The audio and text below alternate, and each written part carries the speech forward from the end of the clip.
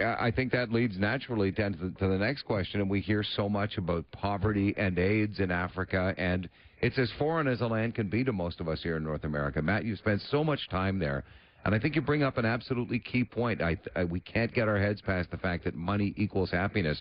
You may have seen many places where the poverty was abject, but as you say, a sense of community that maybe our capitalist lifestyle has left in the dust here. Oh, very much so. The first time I came home was right before Christmas. Came home for a 3-week holiday and went to one of our big shopping centers 3 days before the rush.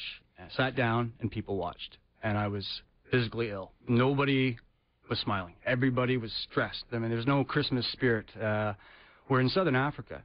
I never once heard an African kid cry for any reason. I mean, no, because they didn't get the newest plush toy. Well, this is it. I mean, the kids that were throwing temper tantrums in this mall because they weren't being brought back into the toy store to get the Sony PlayStation 3, for example, it blew me away. I mean, these kids in Africa have nothing. Shoes, they're wearing clothes that have been passed down for generation. I saw a little girl, she had a torn open cigarette carton and a nub of a pencil, and she was drawing on it. And she had a smile on her face that was massive. You could put her in the biggest toy store in the world, and she couldn't have produced a bigger smile. And it was places like that that really taught me priorities and perspectives, and that you're right, money does not buy happiness. And you're seeing the way people actually live. You're not on a tour where they show let's show the folks from Canada, the happy people. No, I'm a fly on the wall in this place. A lot of times I go unnoticed, and that was the nice thing. But going back to this place time after time, they got to know me, and I was a familiar face wandering through, observing Transky life at its most beautiful and finest. Matt Hamilton, through Travel and Error, Confessions of an Asylum-Seeking Canadian. I don't know that it's as popular as it was a generation or two ago to go backpacking through Europe or in some cases through Africa. Having done this for a decade and knowing you're going back out on the road, what would you tell an 18, 19, 20-year-old who says, you know what, I'm going to take this summer and go over backpacking? I guess the obvious ones would come off the top as far as personal safety goes. What have you learned in 10 years that you would pass along? I would say don't have an itinerary. If you're going to go for 2 months, know where you're going to land and know when you're going to fly back, and keep the rest of it flexible, because you never know who you're going to meet, who might present an opportunity for you to go off in that direction.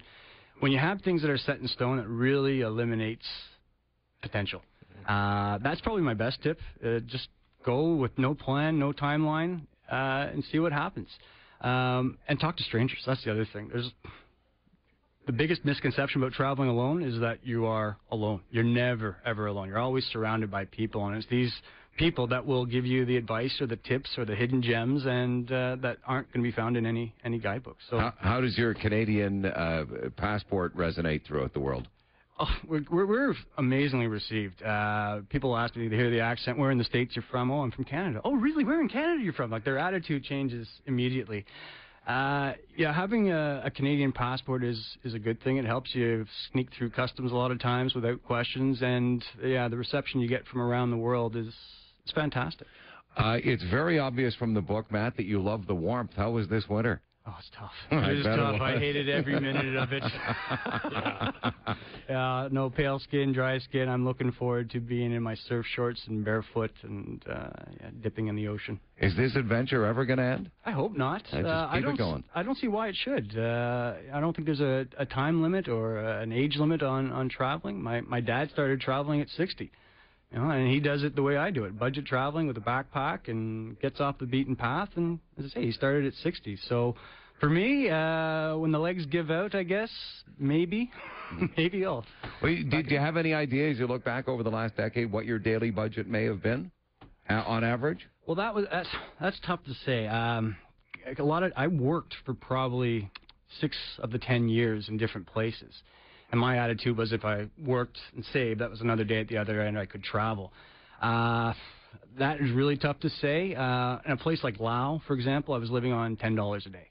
So it would go certainly closer to Spartan than lavish. Oh, yeah. Oh, yeah. No. I wasn't staying in hotels. I wasn't eating files. It was saving as much as I can to keep the travels going. Well, Matt, I think there's a little bit of all of us in you, as you're doing something that many folks think about and for one reason or another are just not able to do, and we hope the adventure continues for many years. Through Travel and Error is the name of the book. I had a 3-month holiday visa that had expired, so I came up with this story about being sick, and my car was stuck into immigration. I asked for extension. He said, "No, you're over. We're going to have to deport you." I'm like, whoa, I'm a tourist. I've got money to spend in your country. I want to stay. And he said, well, we'll have to make you a prohibited person, which means we take your mugshot and we track you for the next 3 weeks. We know where you're staying, and if you leave within the 3 weeks, fine, you can come back. But if you don't, alarms go off and we'll come in and arrest you and deport you. And I said, well, if that's the option, we got to do it. And he filled out this form and asked me to sign it, and I took a quick read over, and reason for extension, seeking political asylum in the Republic of South Africa. I kind of smiled at him and said, people normally come to us for that. And he said, well, I believe you about being sick, but we need a more official reason. And I said, well, if that's what it's got to be, that's what it's got to be. So I signed it and was technically granted political asylum in South Africa, which according to Amnesty International is a Canadian first.